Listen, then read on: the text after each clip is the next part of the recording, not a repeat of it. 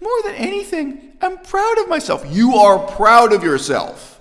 You're proud of yourself. Just stop and reflect on that. I don't think my father should have been proud of himself for reading a 700-page novel, and he took 10 years to do it or something, okay? No, there's no pride in that. A grown man reading a novel is not a big accomplishment, and James Joyce Ulysses is just another novel. I don't think that you, Sarah, should be proud of yourself for drug tourism. There's no pride in it. There is nothing here for you to be proud of, least of all vomiting and hallucinating on this particular drug, ayahuasca. I love this use of the word ceremony, too. You met up with your drug dealer, okay, and you got high. That's what happened. You can call it a ceremony, okay? You got high on hallucinogenic drugs. That's what you paid for. Package deal.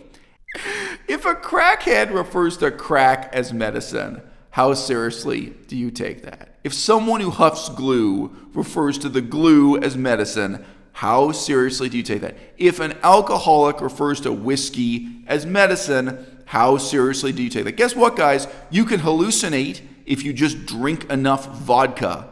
You can hallucinate if you just smoke enough hashish. It doesn't mean they're medicine.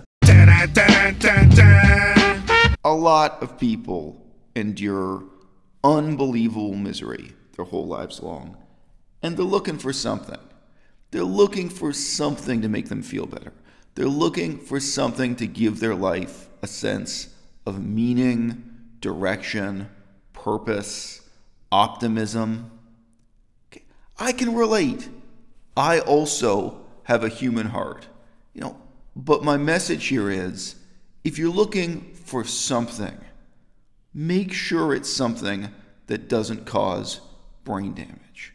Make sure it's something that isn't built on lies and doesn't require you to lie to others. Because when you end up lying about these things, man, that's a real red flag. That's a real sign.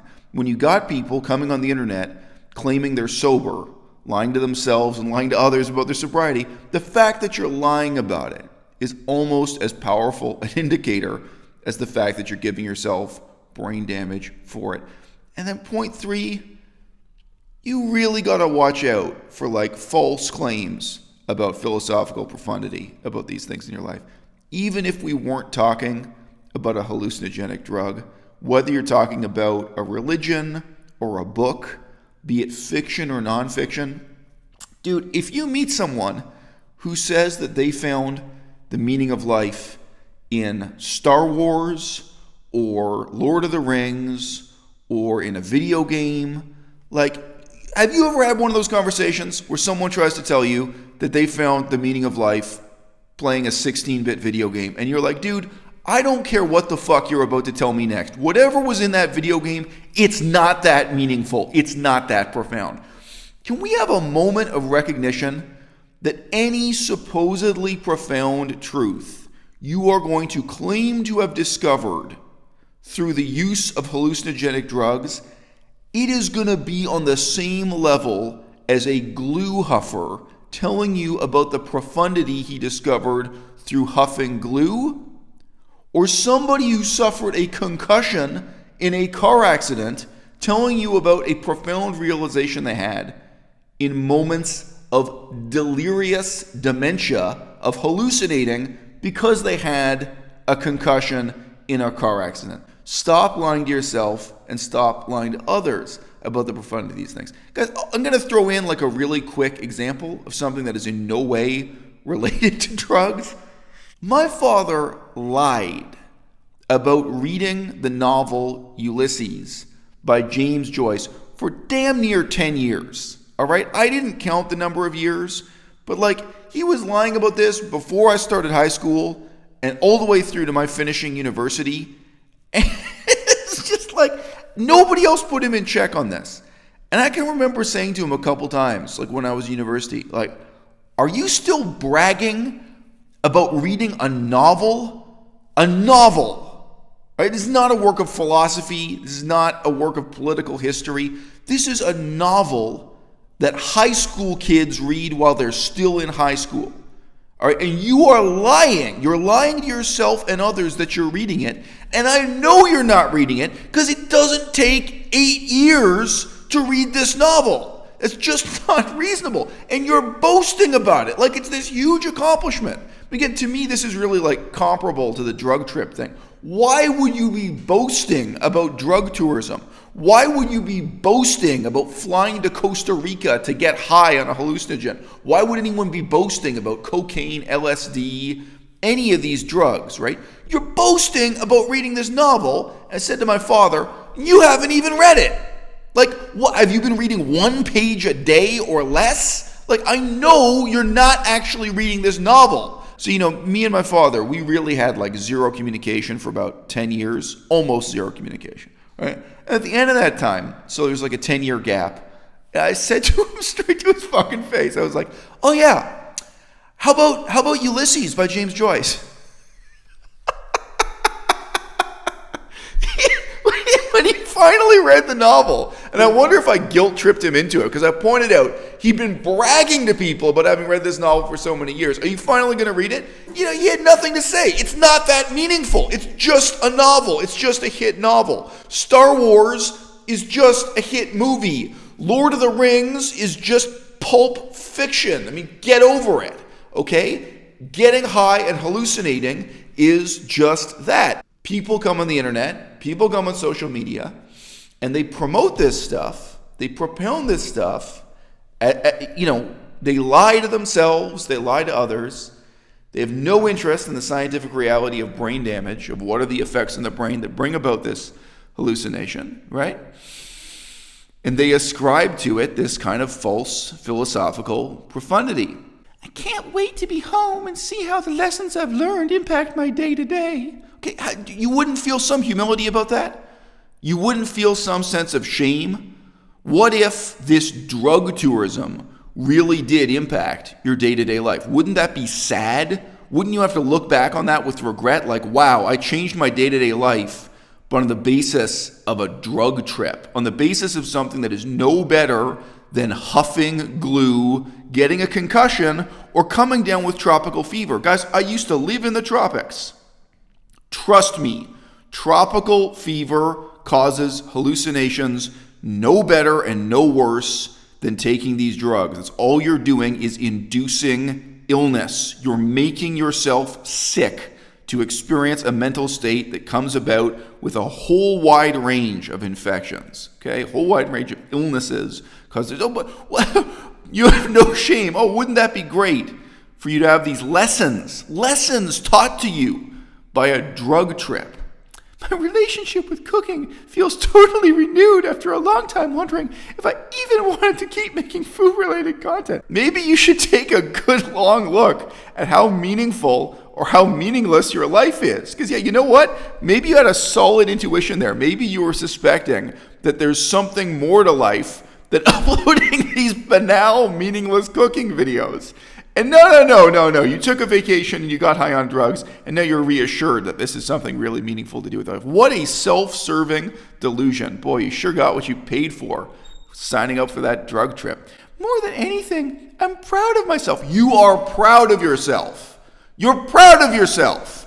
Just stop and reflect on that. I don't think my father should have been proud of himself for reading a 700-page novel. And he took 10 years to do it or something, okay? No, there's no pride in that. A grown man reading a novel is not a big accomplishment. And James Joyce Ulysses is just another novel. I don't think that you, Sarah, should be proud of yourself for drug tourism. There's no pride in it. There is nothing here for you to be proud of, least of all vomiting and hallucinating on this particular drug, ayahuasca.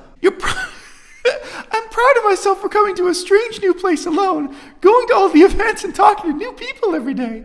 My social anxiety made me break down and cry for about an hour on the first day, but I dusted myself off and kept going. The biggest lesson I've learned is that I can figure anything out as long as I keep trying. Anything, huh? Anything. You think you can take on any challenge now that you've been to a resort hotel where you were waited on hand and foot. Now that you can cope with the anxiety of being on vacation in a tropical resort hotel. Wow. All right. I mean, like people climb a mountain and then they feel a lot of confidence. I would point out skeptically also, well, climbing a mountain, it's not really a skill set that prepares you for anything else in life. You know what? The skill set of being on vacation in a resort hotel, it really is not testing you nor preparing you for much of anything else in life. Somebody accidentally, perhaps, took my flip-flops at the end of yesterday's ceremony. Yeah, I love this use of the word ceremony, too. You met up with your drug dealer, okay, and you got high. That's what happened. You can call it a ceremony, okay? You got high on hallucinogenic drugs. That's what you paid for, package deal. And now I'm wearing my sneakers with my dress. By the way, yesterday's ceremony was amazing. I felt pure safety and love and appreciation for myself for the first time. Well, gee, and you feel no shame. You feel no regret. You don't look at this and think, wow, if getting high on drugs is what I need to do to feel appreciation for myself, what the hell does that say about me? What does that say about me? How pathetic and how low is that? No reflection on this. Exactly what I needed after processing the most intense grief and fear on night number 2. Not even going to attempt to put it into words right now. Just going to wait until I talk about it on the channel/podcast, LOL. I'll bet you were laughing out loud. I bet you were cackling. Bet you were just laughing as you typed that. No, I don't think you were. I think you got intimidated after you uploaded one video shamelessly promoting this drug trip vacation. You got a lot of negative reactions, and then you decided to delete that video. I don't know if I was the only YouTube channel to criticize that video. I made a few videos of my own, really trying to draw attention to the cracks in the story you're presenting here, Sarah, and trying to draw attention to the harm you may do to other people. Day after my first IS ceremony, you guys, no words can explain it, by far the scariest experience of my life. It made me realize that I was living in this limbo between A, wanting to live an inspired life, and B, wanting to run away from life constantly. The suicidal thoughts I've experienced my whole life. The medicine confronted me with the opportunity. If a crackhead refers to crack as medicine, how seriously do you take that? If someone who huffs glue refers to the glue as medicine, how seriously do you take that? If an alcoholic refers to whiskey as medicine, how seriously do you take that? Guess what, guys? You can hallucinate if you just drink enough vodka. You can hallucinate if you just smoke enough hashish. It doesn't mean they're medicine. All of this is just intoxication. What you're experiencing is brain toxicity, and again, hallucination that is in principle no different from what you can get from any tropical fever, or even fevers brought on by adverse reactions to treatment in hospital with conventional drugs. The medicine confronted me with the opportunity to leave this life, and I chose resoundingly to stay, to be right here. She showed me a lot of other things, but I felt this one should be shared because some people might need to be reminded that it is safe to commit to being alive. I'm glad you're here. Yeah, what inspiration you are to us all, Sarah.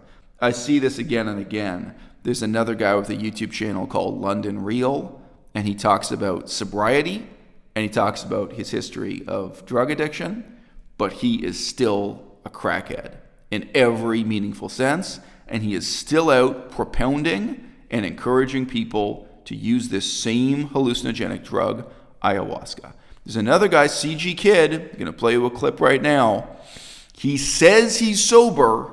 He came on YouTube and preached sobriety for so long, but what you're about to hear is that he always had the mentality of a crackhead, okay? And it's the mentality that matters most of all. It's not just the drug habit. It's not just the brain damage.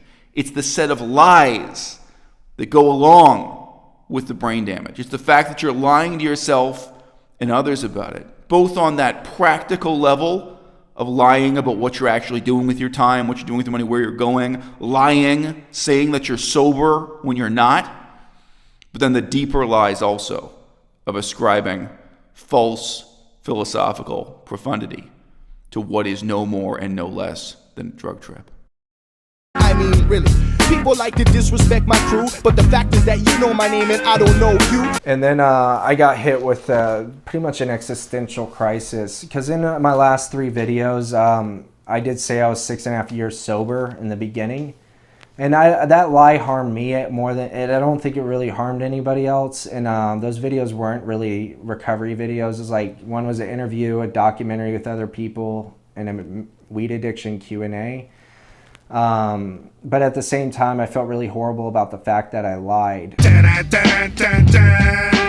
I basically was smoking, eating. If there was THC enemas or like things I could have plugged, I would have done that. It was like weed everywhere and nonstop. And I was taking like a crap ton of Valium. I was taking like a lot, like 40 milligrams a day, but my tolerance built and I was taking so much I lost count. And then I was drinking, I started drinking because my tolerance went up, and the pills, I just didn't have that many. So I was like, oh, I'll mix it with alcohol, which is extremely dangerous. I was drinking about 1 pint to 2 pints of whiskey a night, and I got to a point where I was just chugging bottles. Weed and Valium in the day, more alcohol at night. And then I was like, well, crap, like now my mind's all blurry, so I need Adderall, which was my excuse to take Adderall.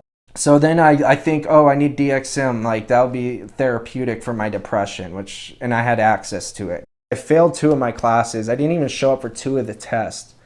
Anyway, so I go through like the worst withdrawal ever. I don't know what I was withdrawing from. I imagine I was withdrawing from weed, alcohol, benzos, and I think the depersonalization from DXM had to been affecting me. And I know that withdrawing from either alcohol or benzos alone can kill you.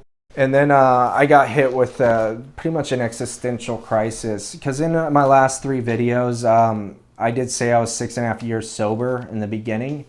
And that lie harmed me more than, and I don't think it really harmed anybody else. But at the same time, I felt really horrible about the fact that I lied.